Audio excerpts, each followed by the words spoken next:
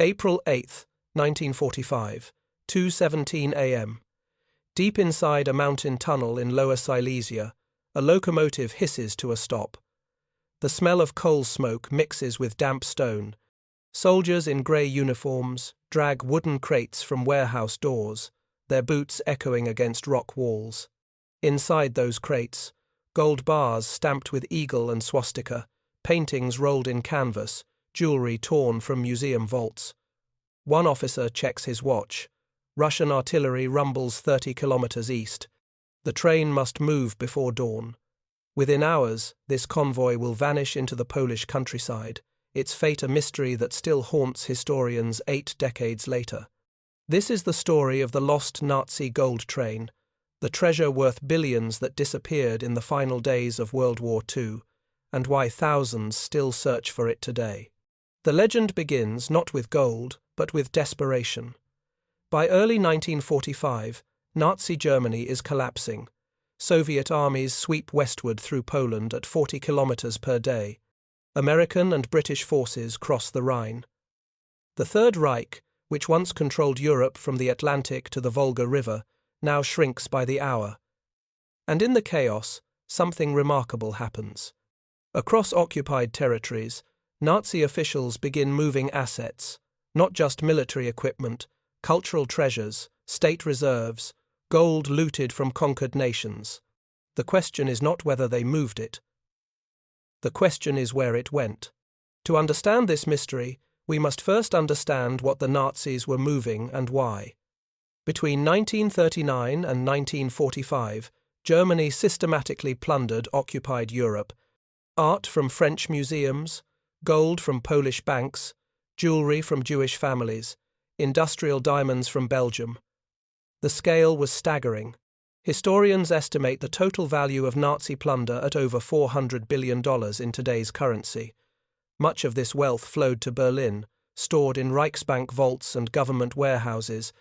But by January 1945, Berlin itself becomes a target. Soviet forces advance to within 100 kilometers of the capital. Nazi leadership faces a choice: defend the treasure or move it. They choose to move it, and they choose the mountains. Lower Silesia sits in what is now southwestern Poland, along the Czech border. In 1945, it belongs to Germany. The landscape is remarkable. Rolling hills give way to sudden mountains. Dense forests cover steep slopes, and beneath the surface, a labyrinth. Centuries of mining have carved tunnels through the rock. Some stretch for kilometers. Others branch into chambers large enough to hide aircraft. The Nazis recognized this potential early. Beginning in 1943, they convert mines into storage facilities, underground factories, command bunkers, secret repositories. The region becomes a vault. Project Riese represents the most ambitious of these conversions. The name means giant in German.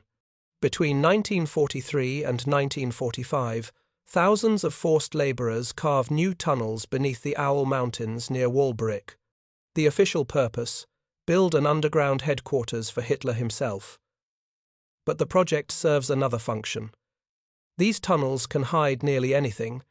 Documents recovered after the war show repeated references to special cargo and protected shipments moving into the region. Intelligence officers found inventory lists, but the inventories themselves were missing. What arrived in those mountains? The answer begins to emerge in witness testimony. In 1958, a dying German officer named Heinrich Müller gives a deathbed confession to his priest in Bavaria. Müller served as a transport coordinator in Silesia during the final months of the war. His testimony is specific. He describes a train, armored and unmarked, that arrived at Walbrecht station on April 9, 1945. The train carried 48 cars. Soldiers unloaded crates under floodlights, working through the night. Müller watched as the convoy moved toward the mountains, then disappeared into a tunnel entrance he could not identify. The officer's confession matches details that investigators would not discover for decades. He mentioned wooden crates with rope handles, Wehrmacht guards with MP-40 submachine guns, a locomotive numbered 3018, all details later confirmed in archived transport documents. But Muller's words were only the beginning. Within years, others would add their own fragments to the puzzle. Between 1946 and 1963, at least 7 other witnesses come forward with similar accounts. A Polish rail worker named Józef Konieczny describes seeing German soldiers seal a tunnel near Kież Castle in late April 1945. A Czech border guard reports watching a train enter Poland but never exit. A farmer near Gluszyce remembers hearing explosions in the mountains 3 days after German forces withdrew. Explosions that sounded like controlled detonations. Each witness describes the same timeline, the same location, and the same result. Something valuable went into those mountains and never came out. What makes these testimonies compelling is what happened next. Because within weeks of these events, Soviet intelligence arrives in force. The Red Army captures Lower Silesia in early May 1945. Within days, NKVD units appear. The NKVD, Soviet secret police, did not typically deploy to frontline areas without specific objectives. Their presence in Wałbrzych is immediate and sustained. Declassified Soviet documents from 1992 reveal operation orders for search teams in the Owl Mountains. The orders mention railway tunnels, sealed chambers, and priority recovery targets. Soviet engineers spend 6 months in the region. They bring ground-penetrating equipment.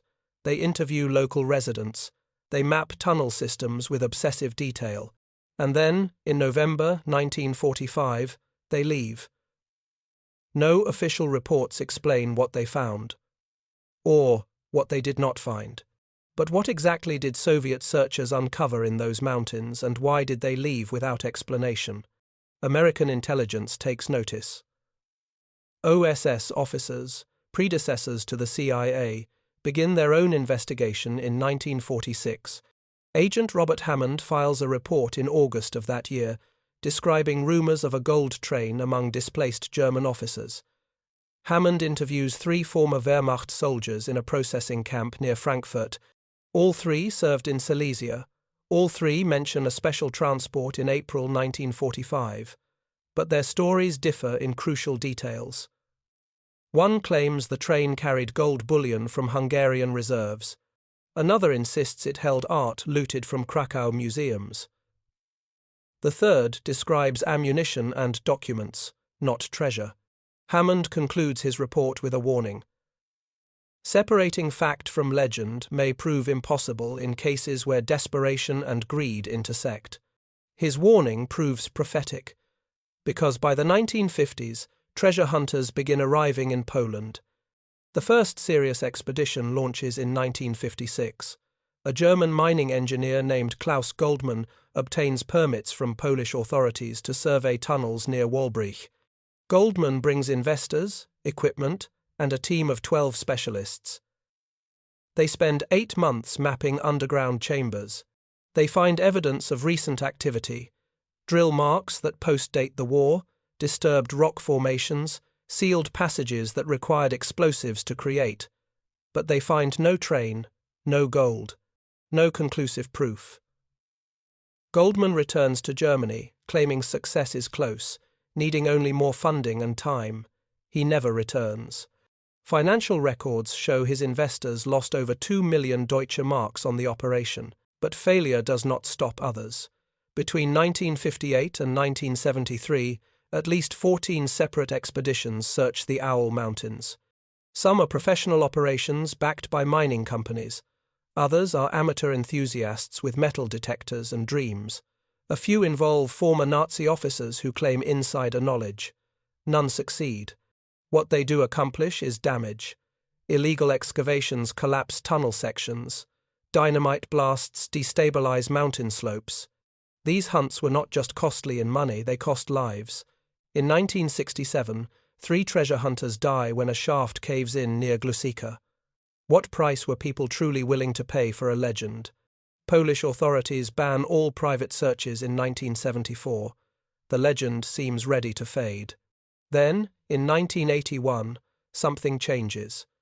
A historian named Joanna Lamparska discovers documents in Wrocław archives that reignite everything. Lamparska is researching Nazi administrative records for her dissertation on wartime logistics. In a misfiled folder, she finds a transportation manifest dated April 7, 1945. The manifest lists a special convoy departing Breslau, now Wrocław, bound for Protective Storage Facility 7 in the Wałbrzych district. The cargo description uses coded language, cultural materials and reserve assets requiring mountain security. The manifest includes a locomotive number, 3018, the same number Heinrich Müller mentioned in his deathbed confession 23 years earlier. Lamparska publishes her findings in a Polish history journal. International media picks up the story within weeks. The legend of the Nazi gold train transitions from folklore to documented possibility. What happens next reveals as much about human nature as historical truth. Because Lamparska's discovery triggers a treasure-hunting frenzy that continues to this day, the revelation creates an immediate problem. How do you investigate a legend that has attracted charlatans and serious researchers in equal measure? How do you separate genuine historical inquiry from treasure fever? The Polish government struggles with this balance throughout the 1980s. They want to uncover truth, but fear creating a circus. They need international expertise, but worry about sovereignty over potential discoveries, and they must navigate legal questions that have no clear precedents. If Nazi treasure is found on Polish soil, who owns it? The Polish state? The nations it was stolen from? The descendants of individual victims? International law in 1985 offers no definitive answers. Could the answer to these questions lie buried just meters beneath the mountain surface? And yet, even 70 years after the war ended, the most shocking twist had not yet been revealed. Because what came next would reignite the legend worldwide and transform a historical mystery into a modern media sensation. These complications slow but do not stop the search. By the mid-1980s, advanced technology enters the picture. Ground-penetrating radar, developed for geological surveys, can detect voids and metallic objects beneath meters of rock and soil. Magnetometers identify iron and steel through earth. Seismic imaging maps tunnel networks without excavation. A consortium of German and Polish investors forms Silesian Heritage Recovery in 1987. They invest $4.8 million in equipment and permits. Over 2 years, they scan 43 square kilometers of mountain terrain. The results are tantalizing but inconclusive. Multiple anomalies appear on radar scans. Large metallic masses register at depths between 12 and 30 meters, but Polish law prohibits excavation without proof of specific historical value. The consortium presents their findings to government officials. Bureaucratic review takes 3 years. By 1992, investors withdraw funding. The data sits unused in Warsaw archives. Yet the search never truly stops. It simply changes form. As communist control ends in 1989, Poland opens to international researchers. Declassified documents from Soviet, American, and British archives become available through the 1990s. Historians piece together a more complete picture of Nazi evacuation operations in 1945. What emerges is sobering. The Nazis did not move one train, they moved dozens. Between January and May 1945, German authorities organized systematic evacuations from threatened territories. Art trains departed Florence and Vienna. Gold reserves left Budapest and Prague. Industrial assets evacuated from Berlin and Dresden. Some convoys reached safety in Bavaria or Austria. Others were captured by advancing Allied forces. Several simply vanished. How many secrets still lay buried beneath European soil? This pattern suggests a crucial insight. The gold train legend may conflate multiple events into one narrative. Perhaps there was no single train carrying billions in treasure. Perhaps there were many trains, each carrying portions of looted wealth, some captured, some destroyed, some hidden. This interpretation gains support from recovered Nazi documents. A report from the Reich Economics Ministry dated March 1945 discusses distributed storage protocols. The strategy: divide assets across multiple locations to minimize total loss if any single site is captured. The report recommends railway tunnels, mountain facilities, and buried caches as preferred options. It mentions Lower Silesia as a priority region for implementation. But if the treasure was divided and distributed, why do witnesses describe one specific train with such consistency? Why does Soviet intelligence focus intensive resources on a limited area? Why do modern radar scans show concentrated anomalies rather than scattered deposits? The answers may lie in understanding what happened during the final days of German control in Silesia, and those final days were marked by chaos that defies simple explanation. April 1945 marks the endgame. Soviet forces capture Breslau after a 3-month siege. German defenders in the surrounding region face encirclement. Evacuation routes narrow to a single corridor running southwest through the mountains toward Czechoslovakia. Transportation networks collapse under bombing and artillery fire. Trains that operated on schedules in January now move sporadically. At night, hoping to avoid airstrikes. Railway stations become targets. Bridges are blown. Tracks are torn up by retreating forces or advancing armies. In this chaos, a unique situation emerges. Multiple shipments of valuable cargo converge on Walbersich within days of each other. Perhaps by coincidence, perhaps by design. Nazi officials in the region face a decision: keep these shipments moving toward uncertain destinations through combat zones, or consolidate them in one location already prepared for storage. They choose consolidation, and they choose speed over documentation. This hypothesis explains several mysteries. It accounts for why inventory lists remain incomplete or contradictory, why witness testimonies describe different types of cargo on what they assume was the same train, why the treasure, if it exists, was never properly recovered or reported by German authorities after the war. The officials who knew the precise location died in the war's final battles or disappeared afterward. The soldiers who physically moved the cargo were killed, captured, or scattered across Europe. The only records that survived were oral, passed between dying men who had no reason to lie, but every reason to exaggerate their own importance or knowledge.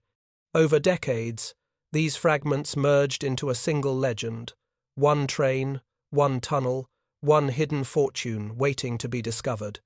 But legends require verification, and verification requires evidence that has proven extraordinarily difficult to obtain. If you are still here with us, let me know in the comments you are part of keeping this history alive. And if you have not already, hit subscribe so you never miss the secrets we uncover every week. In 2015, the legend explodes back into global consciousness with renewed force. Two men, Andreas Richter from Germany and Piotr Koper from Poland, announce they have located the Nazi gold train using ground-penetrating radar. Their claim is remarkably specific. They identify a sealed tunnel approximately 65 meters below ground level near Xiaz Castle. The tunnel, they say, runs parallel to a known railway line, but was deliberately hidden after the war. Radar images show what appears to be a train-shaped object, approximately 150 meters inside the mountain. The images reveal density patterns consistent with armored railway cars and heavy cargo. Metal detection equipment registers massive iron signatures at the site. Richter and Koper present their findings to Polish authorities in August 2015, requesting official excavation permits. Media coverage is immediate and massive. News outlets from over 30 countries report the story within 72 hours. The Polish government finds itself under international pressure to investigate immediately. What happens next demonstrates both the power of modern technology and its profound limitations when applied to historical mysteries buried under decades of soil and stone. Between September 2015 and August 2016, multiple research teams descend on the site. The Polish Geological Institute conducts its own independent survey using 3 different types of ground-penetrating radar. Military explosives experts scan for evidence of unexploded ordnance that might be present, Archaeological teams assess potential historical value. Engineering consultants evaluate excavation safety. The operation becomes a media spectacle. Television crews camp outside the cordoned search area. Treasure hunting enthusiasts arrive from around the world, some camping in nearby towns, hoping for a glimpse of history being made. The results, when they finally emerge, are contradictory and frustrating for everyone involved. Some radar scans confirm the presence of a large underground anomaly at the reported location. The anomaly is roughly the right size and shape to be a train. Metal detection equipment does register significant iron deposits, but other scans detect only natural rock formations and empty space. Seismic imaging suggests the anomaly might be remnants of old mining infrastructure rather than a train. The data does not provide definitive proof either way. Polish authorities face a dilemma: authorize expensive excavation based on ambiguous evidence, or dismiss the claim and face accusations of covering up a potential discovery. They choose excavation, but with strict limitations. In August 2016, a specialized mining team drills 4 exploratory boreholes into the mountain at the identified coordinates. The boreholes reach depths between 12 and 18 meters. They extract core samples totaling over 200 meters of material. The samples contain layers of soil compacted over decades, fragments of wood that appear to be old mining supports, possibly dating to the early 20th century, rust particles consistent with corroded iron, small pieces of coal, but they find no evidence of a sealed train car, no preserved cargo, no gold, no art, no documents. The drilling locations are documented with GPS precision. Video cameras record the entire extraction process. Laboratory analysis of the core samples finds nothing inconsistent with a collapsed or abandoned mining tunnel from the industrial era. Richter and Koper dispute these findings immediately and vigorously. They argue the drilling locations were deliberately offset from the coordinates they provided. They claim bureaucratic delays of nearly a year allowed unknown parties to access and loot the site before official investigation began. They suggest government officials may have recovered items secretly and covered up the discovery to avoid international restitution claims. They point to discrepancies in the radar data between different survey teams as evidence of tampering. Polish authorities categorically deny these allegations. They release comprehensive documentation of the investigation, including all radar data from multiple sources, complete core sample analysis reports, financial accounting of all funds spent, and detailed timelines proving continuous site security from the moment the claim was filed. The case officially closes in November 2016. The government's final report concludes that while underground anomalies certainly exist in the surveyed area, they most likely represent a combination of natural geological features and remnants of historical mining activity predating World War II, not a hidden Nazi gold train. The report acknowledges the possibility that a train could theoretically exist deeper underground or in a different location, but states that current evidence does not justify further expenditure of public resources on excavation. Richter and Koper are denied their requested finder's fee of 10% of any discovered treasure value. The media moves on to other stories. The legend enters a new phase, not disproven, but not confirmed. Suspended in uncertainty, yet the official conclusion raises as many questions as it answers, and understanding why requires examining what the investigation chose not to pursue. Consider the evidence that remains unexplained even after the official investigation. Multiple witness testimonies from the 1940s and 50s describe the same events in the same general location. These witnesses had no contact with each other and no apparent motive to fabricate identical stories. Soviet search operations in 1945 clearly indicate Soviet intelligence believed something valuable was hidden in these specific mountains. The NKVD did not deploy specialized teams for 6 months to search for nothing.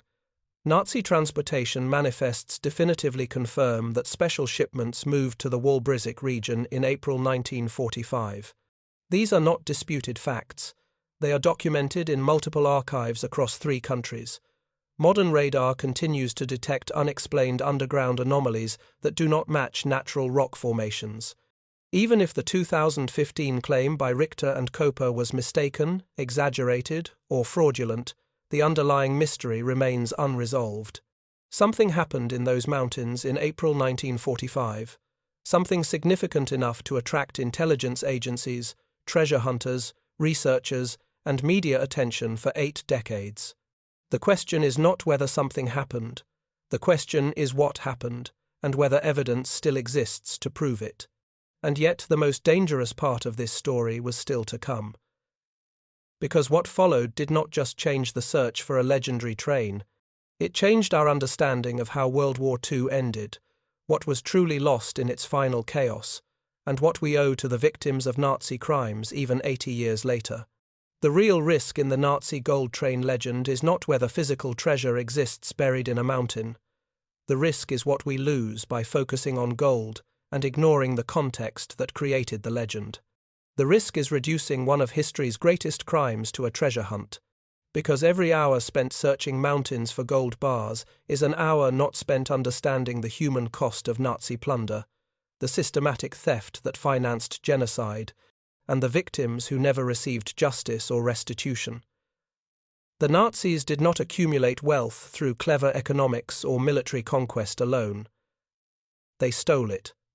Methodically, industrially, without mercy or shame. From nations they invaded, from museums they emptied, from homes they ransacked, from families they murdered.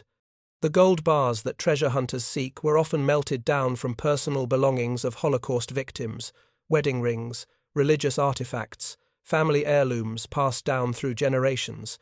The art mentioned in transport manifests was torn from gallery walls and private collections by special looting units that followed advancing armies. The industrial diamonds came from Belgian merchants who were tortured to reveal their hiding places. This was not treasure in any romantic sense. This was evidence of crimes against humanity carried out on an industrial scale unprecedented in human history. This brings us to the first major risk and price moment of our story, and it demands we confront an uncomfortable truth. The cost of Nazi plunder cannot be measured in currency alone, no matter how many billions we calculate. When Germany stripped gold reserves from the Polish National Bank in 1939, it did not just take metal. It devastated the Polish economy for decades, making reconstruction after the war exponentially more difficult. When art was systematically looted from France between 1940 and 1944, cultural heritage was severed from the communities that created it. Paintings that had hung in the same family homes for generations disappeared into German warehouses or private collections. When jewelry was seized from Jewish families before deportation to death camps, it represented not just material wealth, but memory, identity, and connection across generations. These were heirlooms that told stories, objects that linked living people to ancestors they never met. And when those objects were stolen, melted down, or hidden, those connections were destroyed forever. The total cultural and economic damage inflicted by Nazi plunder is estimated by leading historians at over $6 trillion in long-term impact when accounting for lost economic growth, destroyed industries, disrupted social structures, and vanished cultural heritage. Much of this wealth was never recovered. Some remains hidden in locations we may never find. Much was destroyed in the chaos of war, burned in fires, scattered in retreats, or lost when transport ships sank. But searching for it as treasure, as an exciting mystery to solve or a fortune to claim, fundamentally misses the point. This wealth was stolen from real people. The victims were not abstract historical figures. They were individuals with names, families, hopes, and dreams. They were murdered or driven from their homes, and their stolen property became the legend we now chase. Yet treasure hunters continue searching, year after year, decade after decade. Why? The answer reveals something uncomfortable about human motivation and our relationship with history. For some searchers, the motivation is genuine historical interest and a desire to recover lost truth. For others, it is financial desperation or dreams of sudden wealth in an uncertain economy. For a few, It represents adventure and the thrill of solving mysteries that have stumped others. For many, it combines all these elements in varying proportions. But nearly all share a common misconception, that finding the treasure would somehow bring closure, justice, or a satisfying ending to an ugly chapter of history. It would not. The reality is far more complicated and far less satisfying than any treasure hunt narrative suggests. If the Nazi gold train were discovered tomorrow, if excavators pulled aside rubble and found 48 railway cars filled with gold bars, artwork, and jewels, what would actually happen? The gold would not belong to the finders. It would immediately become the property of the Polish state under international law governing discoveries on sovereign territory.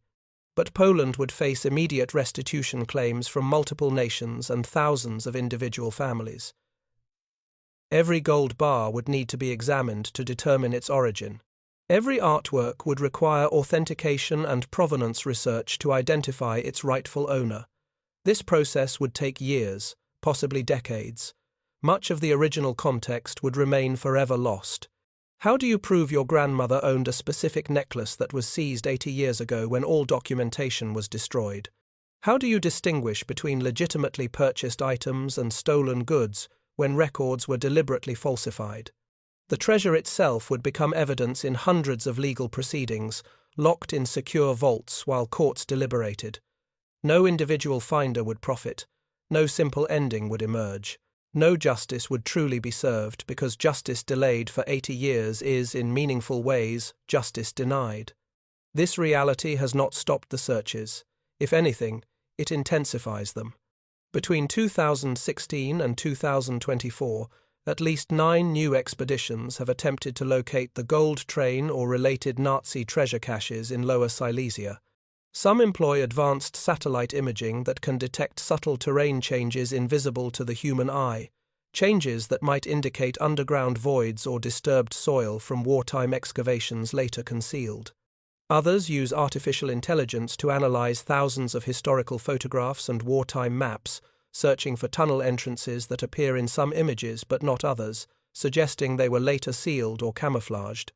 A Polish research team in 2019 used LiDAR scanning technology, a laser-based system that can map terrain through dense forest cover, to identify 19 previously unknown tunnel entrances in the Owl Mountains. Each discovery renews hope. Each investigation leads teams into dark passages that wind through mountains. And each tunnel eventually leads nowhere, ending in collapse, or opens into chambers already emptied decades ago. The pattern suggests a sobering conclusion that researchers are increasingly forced to consider. If a Nazi gold train still exists somewhere in those mountains, it is either buried so deep that modern technology cannot reach it economically, or it was found long ago by parties who never reported the discovery. Both possibilities have substantial supporting evidence, and neither can be definitively ruled out. Deep burial makes sense from a concealment perspective, especially given what we know about Nazi engineering capabilities and paranoia in the final months of the war. German engineers had access to mining equipment, industrial explosives, and thousands of forced laborers who could be worked to death and would therefore never talk. Sealing a train 30 or 40 meters underground, beneath multiple engineered tunnel collapses, would ensure it remained hidden for decades or longer, perhaps forever. But recovery would require industrial-scale excavation costing tens of millions of dollars. Extensive environmental impact assessments, potential relocation of existing structures and roads, and years of work with no guarantee whatsoever of success. No private treasure hunter, or even consortium of treasure hunters, has resources for such an operation. Government authorities have little incentive to fund purely speculative excavations when budget pressures demand focus on contemporary needs like healthcare, education, and infrastructure. The alternative possibility, that the treasure was already found and never reported, cannot be dismissed as conspiracy theory. It deserves serious consideration based on historical evidence. Soviet search operations in 1945 and 1946 remain partially classified even today, 80 years after the fact. Russian archives released thousands of documents in the 1990s following the Soviet collapse, but intelligence agencies routinely withhold the most sensitive materials indefinitely. If Soviet teams recovered significant Nazi assets in Silesia, they had overwhelming practical and political motivations to conceal this fact. The Soviet Union in 1945 was utterly devastated by war. Industrial capacity was shattered. Agricultural production had collapsed. 27 million Soviet citizens were dead. The country faced years of reconstruction with limited resources. Gold and other valuables recovered from Nazi caches would have provided desperately needed hard currency for purchasing materials from neutral nations or bribing officials in occupied territories. Admitting such discoveries publicly would have triggered immediate international demands for restitution from Poland, Czechoslovakia, Hungary, and other nations. Better to recover quietly, melt down anything identifiable, and use the proceeds anonymously for national recovery. No one would ever know. Allied forces faced remarkably similar temptations, and we know they sometimes succumbed. American troops discovered massive Nazi gold reserves at the Merkers salt mine in Thuringia in April 1945. The official cache included over 7,000 gold bars, hundreds of priceless artworks, and millions in various currencies. Detailed records document the discovery and the eventual return of most assets to rightful nations and owners through proper restitution channels. But soldiers who were physically present at Merkers later described, in memoirs and interviews, finding far more than official inventories ever listed. Small items that could fit in pockets or packs, jewelry that went mysteriously unrecorded, currency that seemed to disappear between initial discovery and final count. Officers looked the other way. Quartermasters adjusted numbers. Everyone understood that after years of brutal combat, some reward was expected and would be ignored. If this happened at Merkers, a well-documented, officially controlled site with military police supervision and explicit orders from Eisenhower himself to preserve everything, what might have occurred at remote mountain locations where oversight was minimal, confusion was total, and accountability was non-existent? These possibilities do not diminish the historical importance of the Nazi gold train legend. In many ways, they enhance it, because the legend serves as a window into something larger than the specific question of whether one particular train exists in one particular mountain. It illuminates the collapse of the Third Reich, the chaotic aftermath that shaped post-war Europe, the way institutions break down in the final stages of lost wars, how ordinary people respond when confronted with extraordinary circumstances, and how, even 80 years later, we still struggle as societies to fully account for what was taken, what was lost, what was found, and what remains hidden. This brings us to the second major risk and price moment, and it forces us to confront an even more uncomfortable truth. The true cost of the lost Nazi gold is not financial. It is historical. It is moral. It is ongoing. Every unrecovered item represents a permanent gap in our understanding of the past. Art that might illuminate lost techniques or forgotten cultural movements, documents that could answer lingering questions about wartime decisions, collaborations, or resistance activities. Gold that might be scientifically traced to specific victims through metallurgical analysis and returned to their descendants. When these materials remain hidden, whether in mountains or melted down or scattered across the earth, history itself remains incomplete. We cannot fully understand the scale of Nazi crimes without accounting comprehensively for what they stole and from whom. We cannot provide genuine justice to victims and their families without recovering what was taken. And we cannot effectively prevent future atrocities without understanding in detail how plunder operates as both a financing mechanism and psychological tool of genocide and aggressive war. Consider one specific and deeply troubling example of what might remain hidden. Among the items reportedly loaded onto trains departing Silesia in April 1945 were extensive records from concentration camps throughout occupied Poland and Czechoslovakia. Personnel files listing camp guards and administrators, victim lists documenting names, origins, and dates of deportation and death. financial accounts detailing the systematic seizure of property from Jewish prisoners before their murder, transportation schedules coordinating deportations, medical experiment logs from Auschwitz, Gross-Rosen, and other camps. Some of these documents were captured by Allied forces and used in war crimes tribunals. Many more were never found and are presumed destroyed or lost. But testimony from camp survivors suggests that Nazi officials, knowing defeat was imminent, made efforts to preserve these records rather than destroy them. Why? Perhaps for future historical research, a twisted archive of their crimes. Perhaps as leverage for negotiations or escaping justice. Perhaps simply because bureaucratic minds cannot help but document even crimes. If trains carrying these records still sit in sealed tunnels somewhere under the Owl Mountains, they represent far more than treasure in any material sense. They represent truth, names that could finally be recovered, victims who could be officially acknowledged, criminals who could be posthumously identified, families who could finally learn what happened to disappeared loved ones, historians who could complete the painful work of documenting genocide with greater accuracy and detail. The destruction or permanent loss of such records would be a crime in itself, separate from the original crimes they document. Every year that passes without recovery is another year families wait for answers that may never come. This is why responsible governments continue to support limited, carefully controlled research in the region, despite the circus atmosphere that treasure hunters create. Not to find gold for its own sake, not to satisfy curiosity, but to recover historical truth and provide whatever measure of justice and closure is still possible after 80 years. The Polish Institute of National Remembrance maintains an active program investigating wartime crimes, Nazi activities, and the fate of plundered property.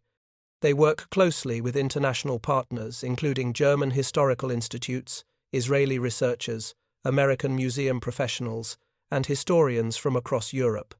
When tunnels or chambers are discovered in Lower Silesia, trained teams catalogue and carefully preserve anything of potential historical value before ever considering material worth. This approach prioritizes memory and victims over treasure and profit. It asks not what can be sold or claimed, but what can be learned, documented, and properly remembered. Yet even this careful, respectful approach faces enormous challenges that grow worse with each passing year. 80 years of exposure to underground conditions have severely degraded any materials hidden in those tunnels. Wood rots in moisture, paper crumbles from humidity and mold, metal corrodes from groundwater and soil chemistry, textiles decay into threads and dust, paintings deteriorate beyond recognition or restoration. If a sealed train car still exists deep in those mountains, its contents may no longer be recoverable in any meaningful sense. Time itself becomes an implacable enemy in this search. Archaeologists and historians face a race against entropy and decay. The window for recovering intact, valuable historical evidence narrows with every passing decade. What might have been preserved reasonably well in 1955 or even 1985 may be completely destroyed by 2025 or 2045. This urgency drives continued application of cutting-edge technology to the search. In 2022, a German research institute deployed muon tomography in the Owl Mountains, representing the latest frontier in non-invasive underground imaging.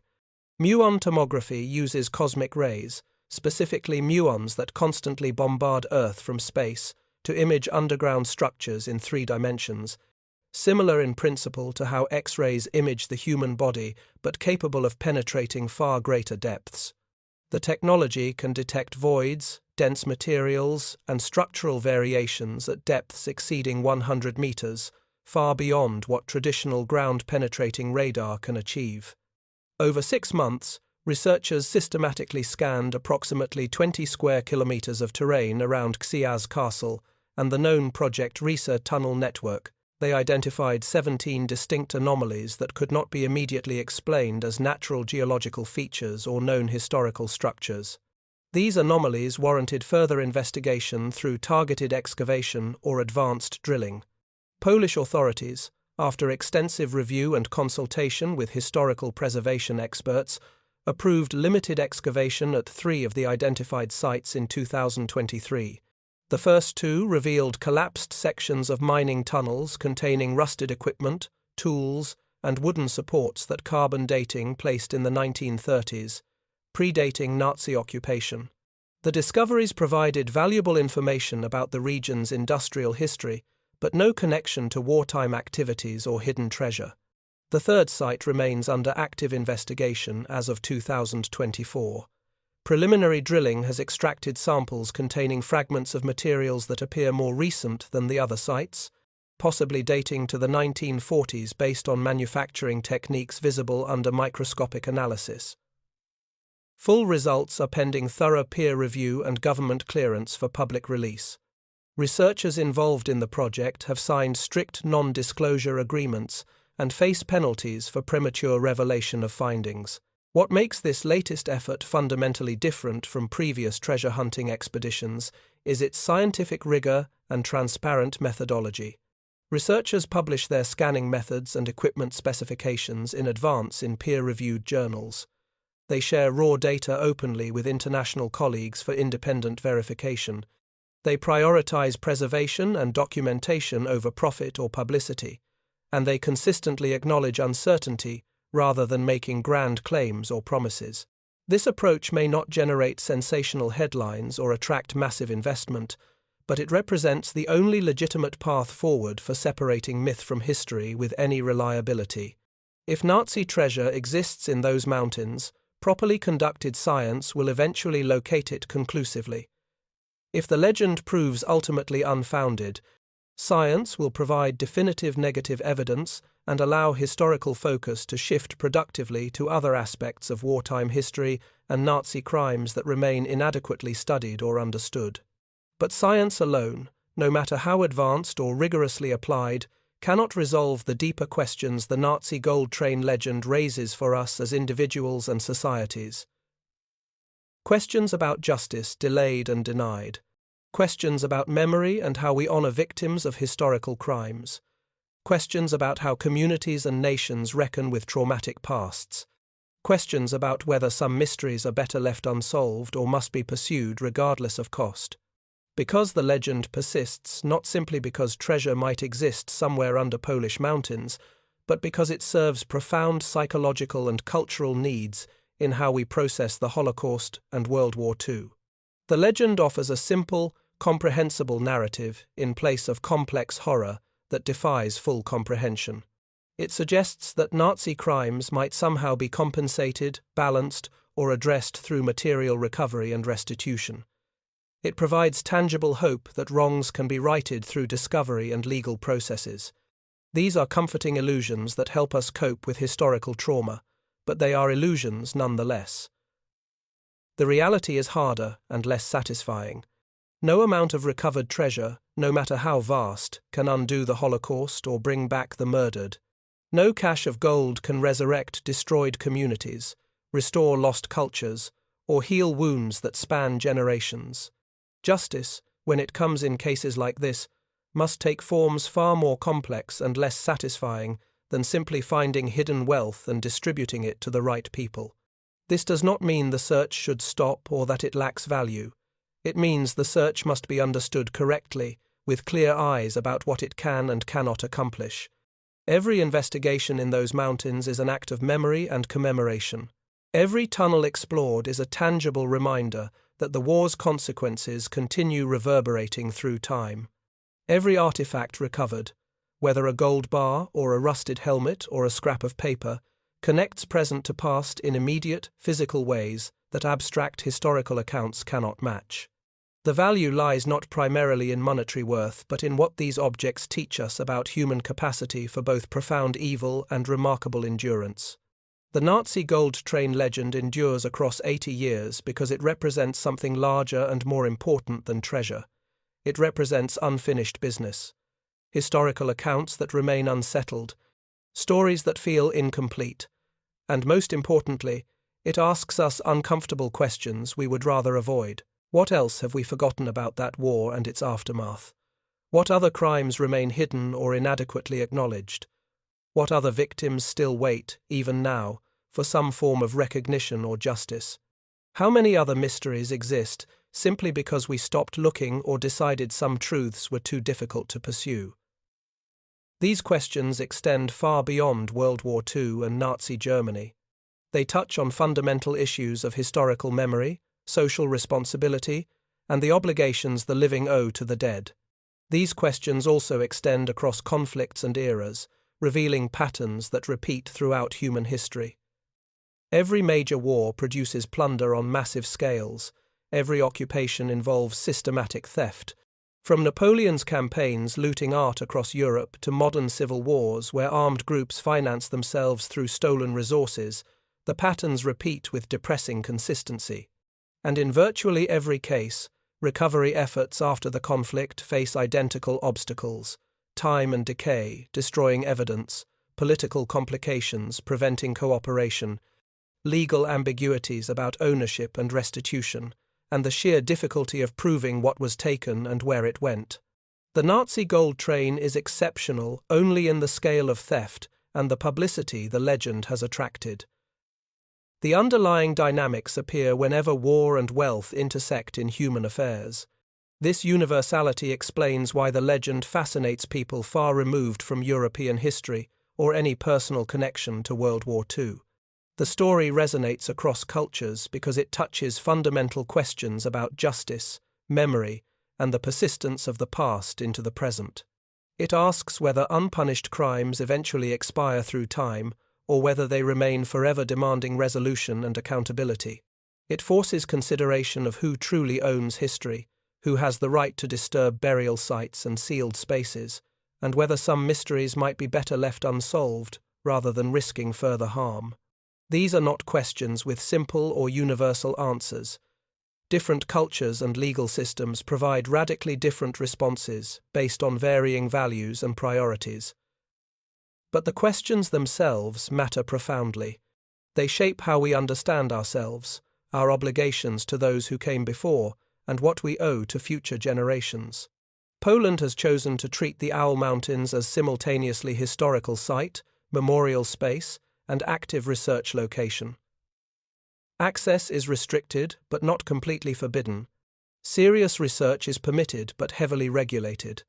The landscape itself is preserved and protected as a reminder of what happened there and what it represents.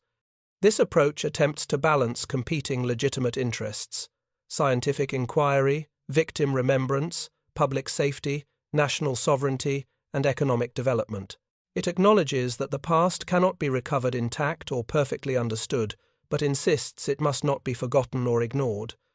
Whether this balance is correct or optimal depends entirely on perspective. Treasure hunters understandably chafe at restrictions that limit their searches.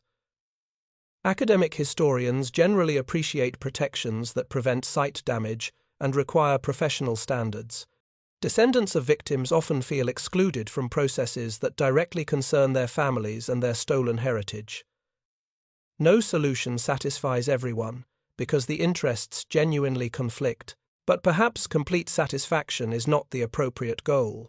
Perhaps the goal should be ongoing engagement with difficult history, continued willingness across generations to ask hard questions and accept complicated, unsatisfying answers.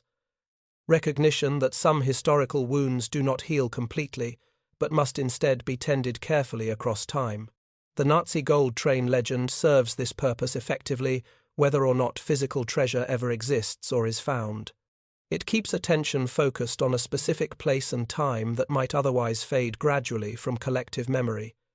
It ensures new generations encounter this history and must decide what it means to them personally. And it reminds us constantly that the past is never truly past in any simple sense. It is always present, waiting in soil and stone and archived documents, ready to surface when we dig deep enough or ask the right questions. So where does this leave us after 80 years of searching, speculating, and trying to separate fact from legend? With a story that may or may not be factually true in its specific details, with mountains that may or may not hold treasure of immense material value, with a history that is certainly undeniably real, and consequences that demonstrably persist into our present moment. The Nazi gold train, if it physically exists as legend describes, sits somewhere in darkness, waiting, silent, slowly decaying, while above ground, researchers and treasure hunters continue their searches using ever more sophisticated technology. Governments weigh costs against potential benefits, survivors grow fewer and older, their children and grandchildren carry forward the search for answers. And the world moves on, mostly forgetting, occasionally remembering, always hoping that somehow, someday, the complete truth will finally emerge into light. That truth, when and if it comes, will likely disappoint those seeking simple stories or satisfying endings. It will reveal complexity instead of clarity, confusion instead of grand conspiracy, human error and chaos instead of carefully executed master plans. The Nazis in their final desperate weeks were not organized geniuses executing brilliant schemes to preserve their wealth and ideology for future resurrection. They were frightened, desperate men making panicked decisions as their world collapsed in fire and violence around them. Some tried frantically to save themselves through any means available. Some sought to preserve their twisted ideology for future believers. Many simply acted without coherent plan or purpose, swept along helplessly by events utterly beyond their control or comprehension. In that chaos and confusion, trains were hastily loaded with whatever seemed valuable, moved toward uncertain destinations, and lost. Some accidentally. Some deliberately. Most somewhere ambiguously in between. This inglorious, messy reality does not diminish the importance or value of continuing the search. If anything, it clarifies the search's true purpose. We look for the Nazi gold train not because we realistically expect a thriller movie ending with treasure dramatically revealed and justice perfectly served. We search because the process itself has intrinsic value regardless of outcome. It forces us to confront deeply uncomfortable truths about war, systematic plunder, and human nature at its worst. It reminds us that justice delayed for decades is often justice effectively denied, but that we must continue pursuing justice anyway. It demonstrates that even 80 years after events, the difficult work of reckoning with the past continues and must continue. And it challenges us to ask ourselves honestly, what are we personally willing to do to recover historical truth? How much effort, resources, and time will we invest in accounting for crimes long past? What exactly do we owe to victims, to history, to ourselves, and to future generations who will inherit our choices? These questions lack universal or permanent answers.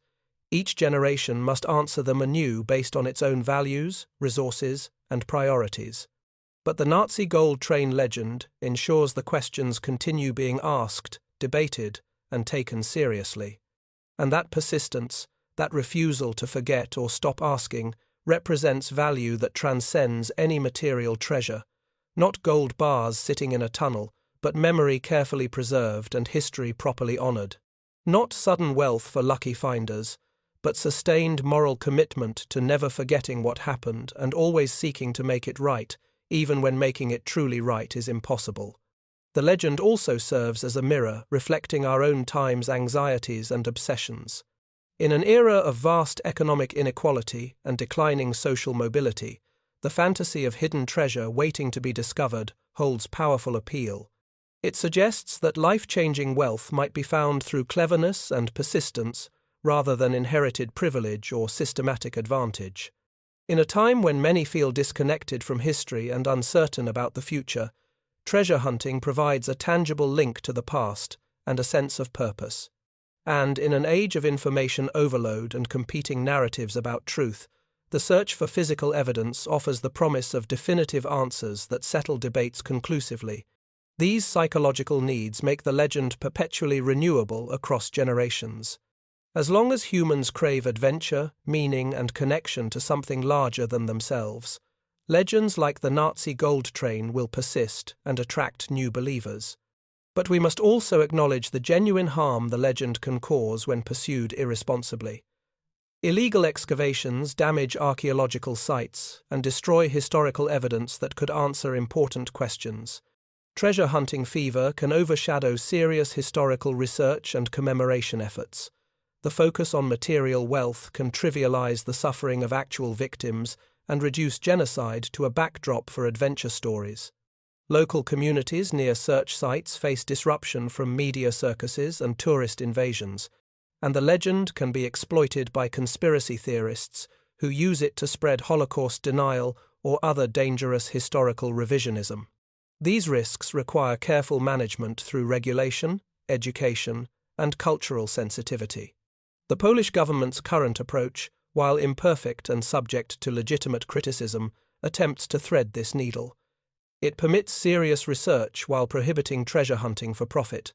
It protects sites from damage while allowing scientific investigation. It honors victims while acknowledging public interest in historical mysteries. And it tries to balance national sovereignty with international cooperation on restitution issues. Whether this approach succeeds in the long term remains to be seen, but it represents a genuine effort to honor competing values and interests without simply defaulting to prohibition or exploitation. As we move deeper into the 21st century, technology will continue advancing, potentially providing tools that can finally resolve the mystery definitively one way or another. Artificial intelligence might identify patterns in historical documents that human researchers missed. Quantum sensors might detect underground anomalies with unprecedented precision. Robotic systems might explore tunnels too dangerous for humans. Within the next decade or two, we may finally have definitive answers about whether the Nazi gold train exists, where it is, and what it contains. Or we may conclusively prove the legend is false, a conflation of multiple events and wishful thinking. Either way, the truth will eventually emerge. But even definitive answers will not end the story's importance or relevance, because the Nazi gold train legend is ultimately not about a train at all. It is about memory, justice, and how we choose to engage with difficult history. It is about the obligations we acknowledge toward people long dead and events long past. It is about whether we believe truth matters enough to pursue it, even when pursuit is expensive, difficult, and unlikely to succeed.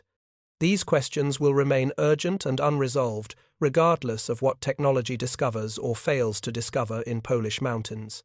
Thank you for joining us today on this journey through one of history's most enduring mysteries. Before you go, tell me in the comments, what is the most surprising detail you learned from this story? Was it the scale of Nazi plunder, the persistence of the searches, or perhaps the complex questions about justice and memory that the legend raises?